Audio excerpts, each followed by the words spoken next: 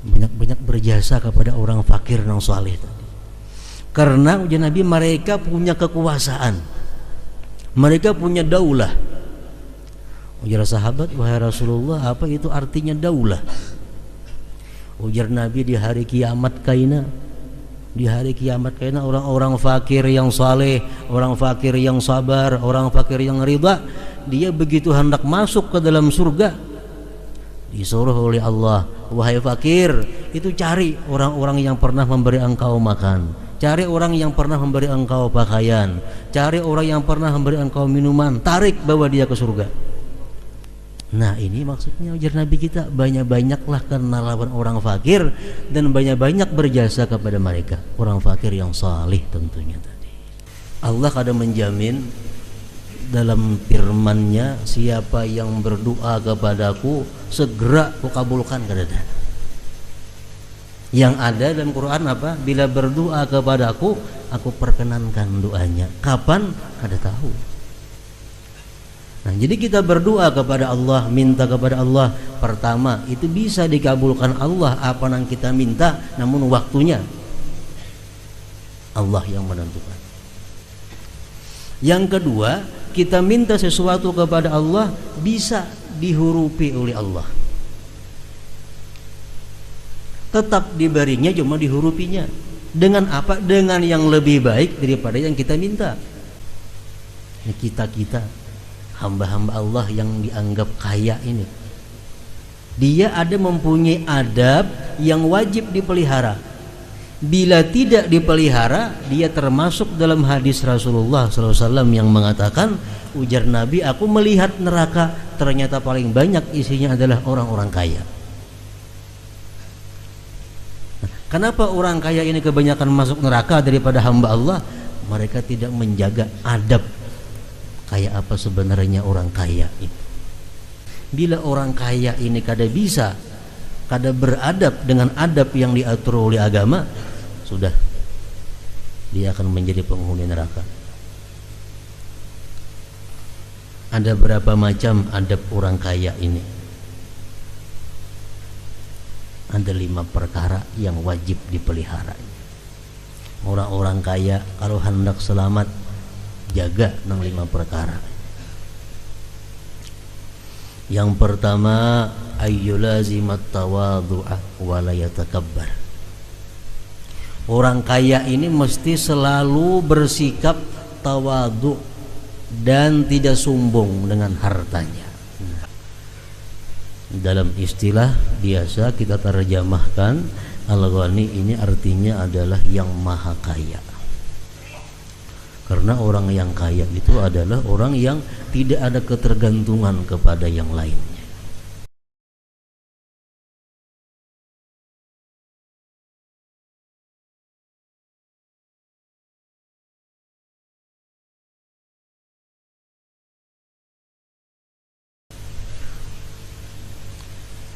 Bismillahirrahmanirrahim. Alhamdulillahil ghaniyyi 'anil 'alamin, al-muhtaji ilaihi jami'ul makhluqin. Ashhadu an la ilaha illallah wahdahu la syarika lahu wa la mu'in, wa ashhadu anna sayyidana Muhammadan 'abduhu wa rasuluhul amin. Allahumma salli wa sallim wa barik ala sayyidil anbiya'i wal mursalin, sayyidina wa maulana Muhammadin alamil yaqin, wa ala alihi wa sahbihi wa dhurriyyatihil mutahharin, salatan wa salaman wa barakatan ila yaumiddin, amma ba'd. Yang ke-88 daripada nama-nama Allah Al-Husna, yaitu adalah Al-Ghani.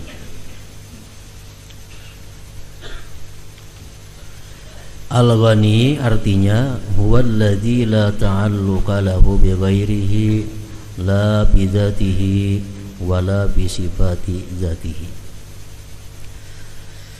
Dialah yang tidak tergantung dengan selainnya. Dialah yang tidak ada ketergantungan dengan yang lainnya, baik pada zatnya ataupun pada sifat-sifat zatnya. Nah, ini Allah wani. Kadada tergantung lawan seseorang jua pun. Dalam istilah biasa kita terjemahkan Al-Ghani ini artinya adalah yang maha kaya. Karena orang yang kaya itu adalah orang yang tidak ada ketergantungan kepada yang lainnya.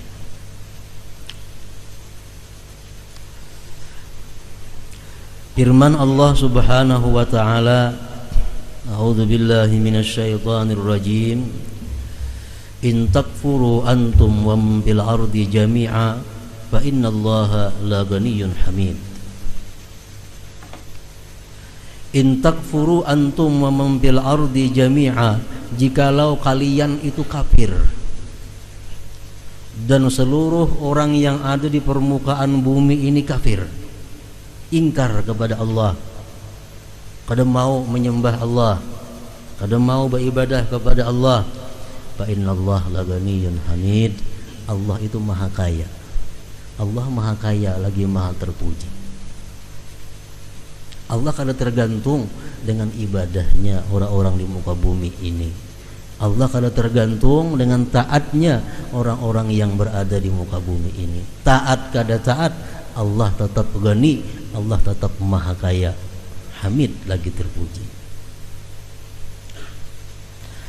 Dalam hadis qudsi disebutkan, ya bani Adam, law anna awwalakum wa akhirakum wa jinnakum wa insakum wa saghirakum wa kabirakum wa hurrakum wa abdakum ijtama'u ala ta'ati ma zada dhalika fi mulki mithqala dzarrah wa man jahada fa innama yujahidu li nafsihi innallaha la ghaniyyun 'anil 'alamin.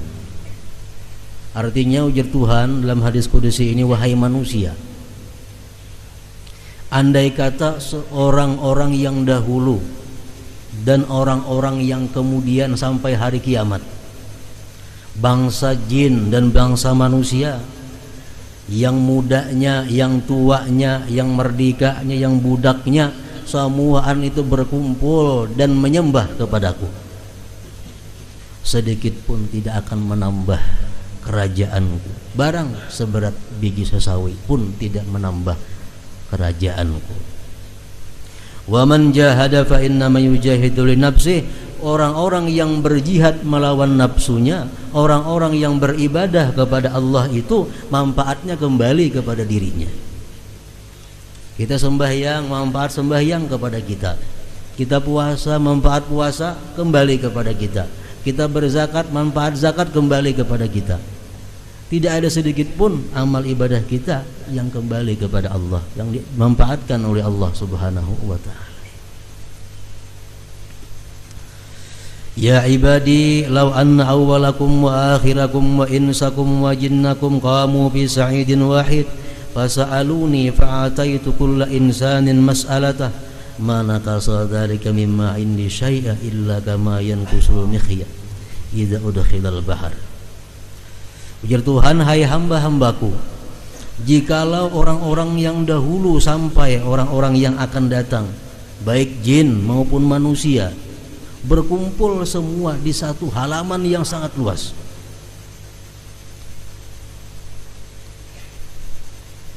dan semuanya minta kepadaku. Jadi seluruh mulai Nabi Adam sampai hari kiamat berkumpul di satu tempat, semua itu minta kepada Allah macam-macam permintaan. Nah, apa dipinta-pinta? Fa'ataitu kulla insanin mas'alatah, tiap-tiap orang ku beri apa yang dia minta. Ma nakasa dzalika mimma indi syai'a, tidak mengurangi sedikit jua pun perbendaharaan yang ada di sisiku, ya Tuhan. Melainkan seperti kurangnya jarum yang dimasukkan ke laut, diangkat seapa banyu tak umpat jarum. Nah, saitulah kurangnya perbendaharaan Allah Subhanahu wa ta'ala. Kekayaan Allah kada kau dibicarakan. Khazainul ard, perbendaharaan bumi, perbendaharaan laut, perbendaharaan langit, semuanya di tangan Allah Subhanahu wa ta'ala. Nah, para muhibbin rahimakumullah, di sini kita apabila kita berdoa kepada Allah Subhanahu wa ta'ala, permohonan kita, doa kita belum dikabulkan oleh Allah, jangan kita beranggapan bahwa Allah Subhanahu wa ta'ala belum ada memiliki stoknya. Minta kepada Allah rezeki yang banyak, ada diberi Allah. Minta ini, ada diberi Allah. Maka Allah kaya, maka Allah sugih. Aku biar minta saim nih, kata diberi, kenapa? Seapa itu artinya di sisi Allah? 100 juta, 1 miliar, kan ada artinya di sisi Allah. Tapi kenapa aku minta kada diberi? Para muhibbin rahimakumullah, setiap apa yang kita minta kepada Allah Subhanahu wa ta'ala itu kada terlepas daripada 3 perkara. Allah bukan kada memberi apa yang kita minta, asalkan kita minta bujur-bujur, minta bujur-bujur, minta beradab, mintanya terhormat. Nah, Allah pasti memberikan kepada kita salah satu di antara 3.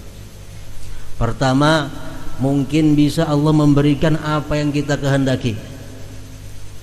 Bisa Allah memberikan apa yang kita maksud, apa yang kita kehendaki, diberikan oleh Allah. Cuma waktunya Allah yang menentukan. Kita minta pada hari ini, ya Allah, luaskan rezeki hamba. Itu bisa jadi Allah meluaskan rezeki kita, cuma waktunya kada hari ini. Bisa karena 10 tahun akan datang, bisa 20 tahun akan datang. Ini terserah Allah yang menentukan waktu. Allah kada menjamin dalam firman-Nya, siapa yang berdoa kepadaku segera kukabulkan, kada ada. Yang ada dalam Quran apa? Bila berdoa kepadaku, aku perkenankan doanya. Kapan? Kada tahu. Nah, jadi kita berdoa kepada Allah, minta kepada Allah, pertama itu bisa dikabulkan Allah apa yang kita minta, namun waktunya Allah yang menentukan. Yang kedua, kita minta sesuatu kepada Allah bisa dihurupi oleh Allah. Tetap diberinya, cuma dihurupinya. Dengan apa? Dengan yang lebih baik daripada yang kita minta. Ya Allah, berilah hamba rezeki yang luas, hamba hendak nukar sepeda motor. Ya Allah, berilah hamba rezeki yang luas, hamba hendak nukar rumah. Allah bisa menghurupi ini. Dihurupi Tuhan kayaknya sepeda motor di surga aja, harus dalam dunia sepeda motornya. Rumahnya di surga aja, kayaknya dalam dunia kada usah berumah. Itu bisa. Tetap dikabulkan oleh Allah Subhanahu wa ta'ala. Namun kaina kita memakainya, kaina kita mengambilnya. Yang kedua itu.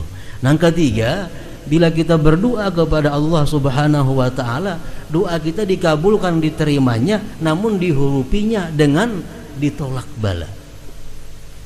Ditolak bala. Misalnya kita akan dapat musibah besok hari. Musibah kita ini kira-kira menelan kerugian puluhan juta. Nah, hari ini kita minta kepada Allah dimurahkan rezeki, diluaskan rezeki. Nah, hari ini kita kada diberi Allah, cuma besok kita dihindarkan daripada bala. Nang andai kata kita kena bala, ya puluhan juta juga habisnya. Nah, jadi para muhibbin rahimakumullah, setiap kali kita berdoa kepada Allah, doa kita kada akan sia-sia. Asalkan tadi ingat, kita mintanya itu beradab, mintanya terhormat. Jangan minta hal-hal yang kada beradab, yang kada terhormat kepada Allah Subhanahu wa ta'ala, seperti minta barang nang haram, minta barang sesuatu nang kada tentu baik adanya lawan kita, jangan sampai. Nah, para muhibbin rahimakumullah, qala Rasulullah sallallahu alaihi wasallam, yadullahi mal'a la yaghiduha nafaqatun sahha al-laila wan nahar ara'aitum ma anfaqa munzu khalaqas samawati wal ard fa innahu lam yaghid ma fi yadihi. Ujar Nabi kita, perbendaharaan Allah itu penuh. Perbendaharaan Allah penuh. Tidak mengurangi nafkah yang melimpah ruah pada siang dan malam. Pengeluaran dari perbendaharaan Allah kadang mengurangi. Apakah engkau tidak melihat apa yang Allah berikan sejak Dia ciptakan langit dan bumi? Maka itu tidak mengurangi apa yang ada pada perbendaharaan Allah Subhanahu wa ta'ala. Ini Allah Al-Ghani, Allah yang Maha Kaya. Qala Allah Ta'ala fi kitabihil karim, ya ayyuhan nas antumul fuqara ila Allah wallahu huwal ghaniyyul hamid. Hai manusia, ujar Tuhan, kalian itu fakir. Kalian itu fakir, berhajat kepada Allah. Wallahu huwal ghaniyyul hamid. Allah yang Maha Kaya itu. Allah yang Maha Kaya, yang Maha terpuji. Manusia siapapun fakir, berhajat kepada Allah Subhanahu wa ta'ala. Dan firman Allah yang tadi menyatakan bahwa manusia ini adalah fuqara, manusia ini berhajat kepada Allah. Jadi al-ghaniyyu minal ibad majazun. Kalau ada manusia yang dikatakan kaya, itu adalah majaz. Majaz itu dalam artinya bahasa kitanya apa? Kata-kata pinjaman, bukan sebenarnya. Kalau manusia si A dikatakan kaya, si B dikatakan kaya, itu sebenarnya adalah kekayaan, bukan sebenarnya. Karena yang kaya hanya Allah. Antumul fuqara, kalian semuanya fakir kepada Allah. Al-ghani minal ibad majaz. Hamba Allah yang disebut kaya itu adalah kada sebenarnya, kada hakikatnya. Yang hakikatnya yang kaya adalah Allah Subhanahu wa ta'ala. Wa huwa man lahu kifayatun wa ziyadah. Orang yang lebih daripada cukup daripada hamba Allah ini disebut ghani, kaya. Kita mempunyai sesuatu, harta, benda yang lebih daripada cukup, disebut sudah kaya. Kalau di dalam kitab fikih disebutkan bahwa orang yang kaya itu adalah orang yang mempunyai harta, yang mana harta itu bisa menjamin dia sampai ke umur galibnya. Umur galib itu 63 tahun. Jadi umur galib itu 63 tahun. Nah, 63 tahun kalau kita sekarang umur 40, berarti sisa berapa lagi? 23. Harta yang kita miliki berapa? Kalau harta yang kita miliki itu cukup makan pakai 23 tahun lebih, berarti kita kaya. Nah, kaya. Menurut hukum fikih, menurut orang tasawuf, pengertian kaya itu apabila kita punya harta yang lebih dimakan setahun, lebihan sudah kaya. Ada yang mengatakan kalau kita punya harta yang bisa dipakai dimakan sampai seminggu lebih, sudah kaya. Tergantung pemahaman mereka. Walhasil orang yang kaya daripada hamba Allah itu adalah orang yang punya kelebihan daripada cukup, lebih daripada cukup, itu disebut adalah kaya. Nah, para muhibbin rahimakumullah, wa alaihi adabun tajibu mura'atuha wa illa fahuwa dakhilun bi qaulihi sallallahu alaihi wasallam wa tala'tun nar fara'aitu aktsara ahliha al-aghniya. Hamba-hamba Allah yang kaya, hamba-hamba Allah yang kaya, atasnya itu ada adab yang wajib dipelihara. Ini kita hamba-hamba Allah yang dianggap kaya ini, dia ada mempunyai adab yang wajib dipelihara. Bila tidak dipelihara, dia termasuk dalam hadis Rasulullah SAW yang mengatakan Ujar Nabi, aku melihat neraka, ternyata paling banyak isinya adalah orang-orang kaya. Nah, kenapa orang kaya ini kebanyakan masuk neraka daripada hamba Allah? Mereka tidak menjaga adab kayak apa sebenarnya orang kaya itu.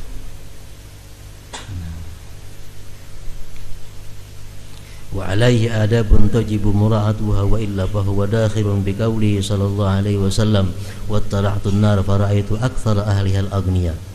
Bila orang kaya ini kada bisa, kada beradab dengan adab yang diatur oleh agama, sudah dia akan menjadi penghuni neraka. Ada berapa macam adab orang kaya ini?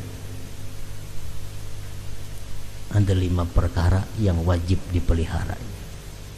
Orang-orang kaya kalau hendak selamat, jaga 5 perkara. Yang pertama, ayyulazimat tawadhu'a wa la yatakabbar. Orang kaya ini mesti selalu bersikap tawadhu dan tidak sombong dengan hartanya. Tawadhu, tidak sombong dengan hartanya. Artinya apa? Dirinya kadang merasa lebih mulia daripada orang lain. Dirinya kadang merasa lebih besar daripada orang lain. Dirinya kadang merasa lebih terhormat daripada orang lain. Itu mesti ada dalam hati orang yang kaya. Wala yatakabbar, dan tidak sombong. Artinya berhubung aku ini banyak berisi harta, aku mesti lebih daripada yang lain dalam penghormatan. Aku berhubung banyak punya ini, aku mesti dilebihkan dalam bidang ini. Nah, sombong. Hadis Rasulullah SAW mengatakan, tuba liman tawadha fi ghairi maskanah wa anfaqa malan jama'ah fi ghairi ma'siyah wa rahima ahlal dhulli wal maskanah wa khalata ahlal fiqhi wal hikmah. Ujar Nabi kita, surga bagi orang-orang kaya yang tawadhu, yang dia menafkahkan harta yang ia himpunkan itu pada bukan jalan maksiat. Menghimpunkan harta bukan jalan maksiat, menggunakan harta bukan pada jalan maksiat. Dan dia sayang kepada orang-orang miskin, dan dia suka bergaul dengan para ahli ilmu atau para ulama. Nah, ini orang kaya yang tuba, ujar Nabi, surga. Tawadhu, orang kaya yang tawadhu. Yang kedua, adab orang kaya adalah ayyudawi masyukra, bahwa dia selalu bersyukur.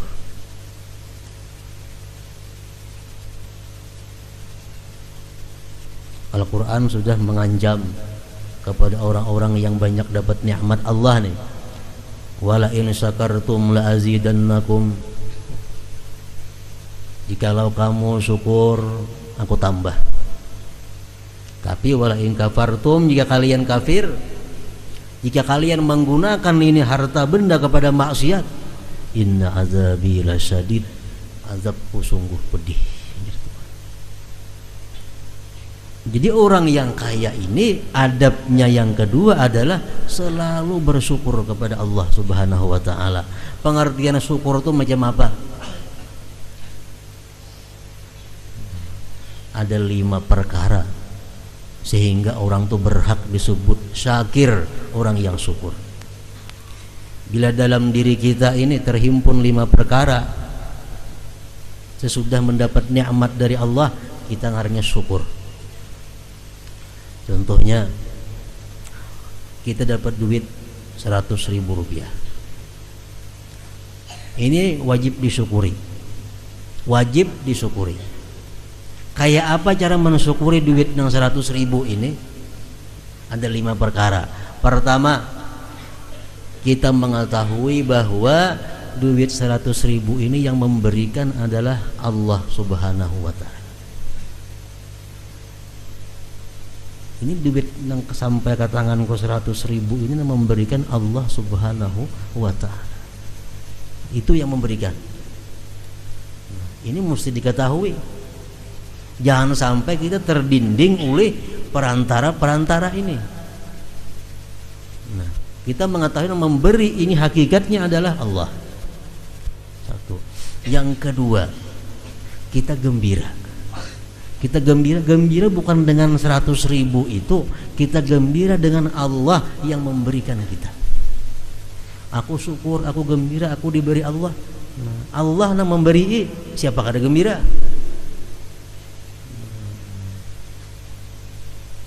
Allah yang memberi, gembira hati kita. Gembira lawan 100.000 Allahnya kah? Lawan Allahnya gembira. Nah, gembira kepada Allah karena dapat 100.000 tadi.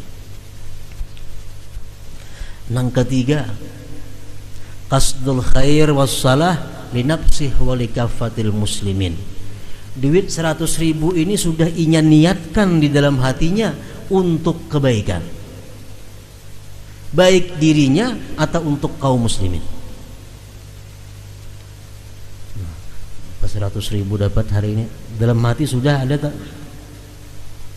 Hendak kita manufarakan anak ini, hendak kita manufarakan si A segananya belajar ini, hendak kita memberi makan orang sekian ikung. Nah, sudah niat dalam sudah ada qasdul khair wassalah li nafsihi wa lisail muslimin. Yang ketiga, izharus syukri bil lisan, menampakkan syukur dengan lisan.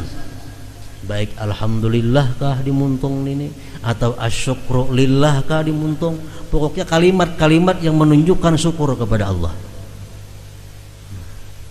Yang kelima, yang terakhir, penggunaan duit ini adalah di jalan yang diridai oleh Allah Subhanahu wa ta'ala. Sakada-kadanya duit ini kada digunakan untuk yang dilarang oleh Allah Subhanahu wa ta'ala.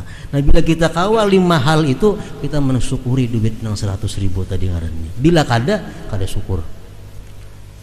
Nah, itu syukur.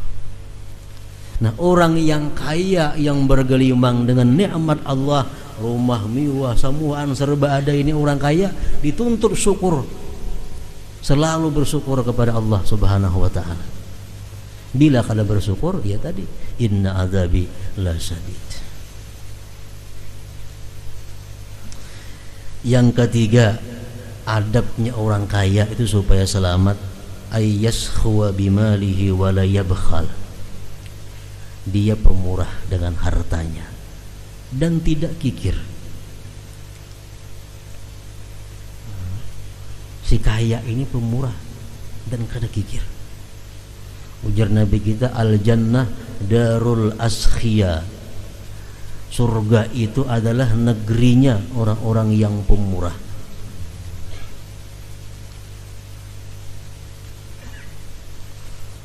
Rasulullah mengatakan, inna sakhiya qaribun minallah, qaribun minan nas, qaribun minal jannah, wa innal bakhila ba'idun minallah, ba'idun minan nas, ba'idun minal jannah, qaribun minan nar.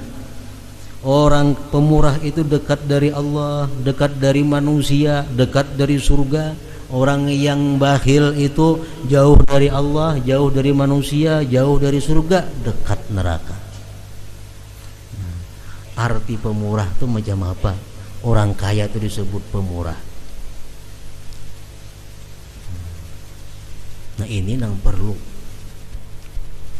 Orang kaya nang kada pemurah itu dihukum oleh Allah, hukumannya berat.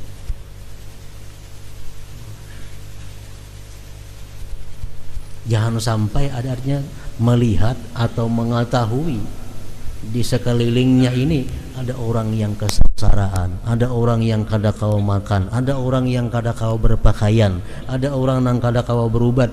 Ini tanggung jawab orang-orang yang kaya di daerah itu.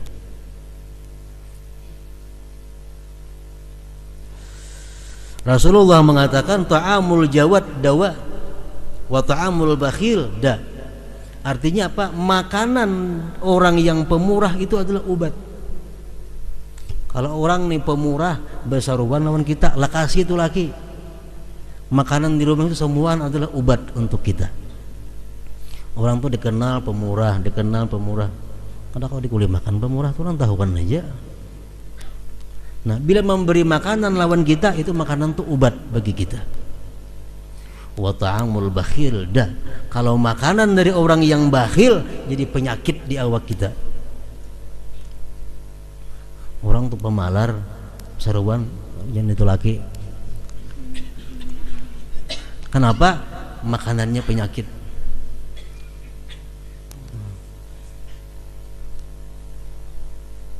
Itu hadis Nabi mengatakan ta'amul bakhil,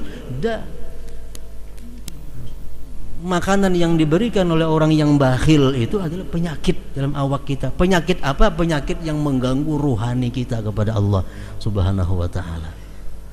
Bukan penyakit jasmani. Apa kita makan orang bakhil bebisul awak, bukan itu maksudnya. Cuma hati kita jadi malas beribadah, hati kita jadi cinta kepada dunia. Kenapa? Karena makanan dari orang yang cinta kepada dunia.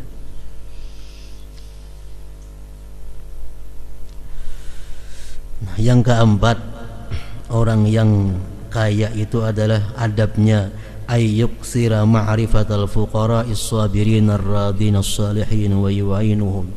Bahwa orang kaya ini mesti banyak kenal dengan orang-orang fakir yang sabar, yang ridha, yang saleh. Wa yu'inuhum, dan membantu mereka. Jadi orang kaya cari siapa-siapa ada orang fakir, nang orangnya saleh, orangnya ridha dengan Allah Subhanahu wa taala, orangnya sabar. Nah, orang fakir seperti itu perlu dibantu. Kenapa? Sebabnya karena kita membantu orang fakir nang macam itu, kita berinya makan, dimakannya makanan kita, awaknya jadi kuat, dibawanya sembahyang, dibawanya beribadah, dibawanya membaca Quran. Tak umpat kada kita nang memberi makan kepada inya. Nah, banyak-banyak kenal lawan orang fakir, tapi orang fakirnya kada sembarang fakir. Fakir nang sabirin, nang radin, nang salihin. Rasulullah SAW bersabda, aksiru ma'rifatal fuqara wattakhidhu indahumul ayadiya fa inna lahum daulah idza kana yaumul qiyamah qila lahum unzuru man at'amakum kisrah aw saqakum syarbah aw kasakum thawba fakhudhu biyadihi summa mdu bihi ilal jannah. Ujar Nabi kita, banyak-banyaklah kalian kenal lawan orang-orang fakir. Fakir nang macam tadi takrifnya, kriterianya orang fakir nang salih. Banyak-banyak kenal kepada mereka dan banyak-banyak berjasa kepada mereka. Ujar Nabi kita, banyak-banyak berjasa kepada orang fakir nang salih tadi. Karena ujar Nabi, mereka punya kekuasaan, mereka punya daulah. Ujar sahabat, wahai Rasulullah, apa itu artinya daulah?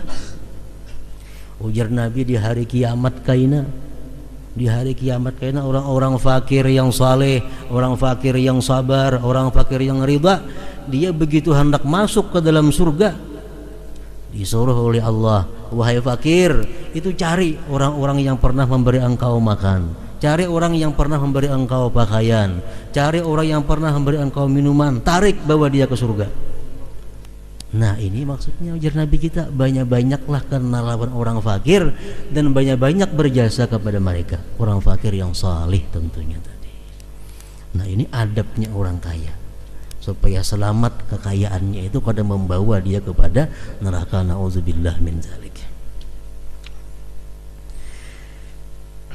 Yang kelima, an la yulhiyahu ghinahu an dzikrillah wa la yajurrahu ila ma'siyatillah. Yang terakhir, adabnya orang kaya itu adalah jangan sampai kekayaannya itu melalaikan dia daripada zikrillah.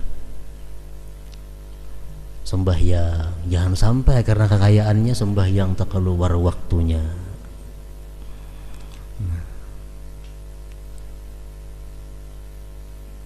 Dan jangan sampai kekayaan itu menarik kepada yang maksiat. Menarik kepada yang maksiat. Kalau orang kaya beradab dengan adab yang 5 tadi, maka dia akan terselamatkan daripada hadis Rasulullah yang mengatakan bahwa aku lihat penghuni neraka itu kebanyakannya adalah orang-orang yang kaya. Para muhibbin rahimakumullah. Selanjutnya yang ke-89 daripada Asmaul Husna adalah Al-Mughni. Hadratin Nabi Mustafa sallallahu alaihi wasallam. Al-Fatihah.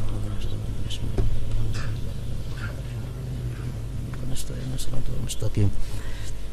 Shiratal ladzina an'amta alaihim ghairil maghdubi alaihim waladdallin.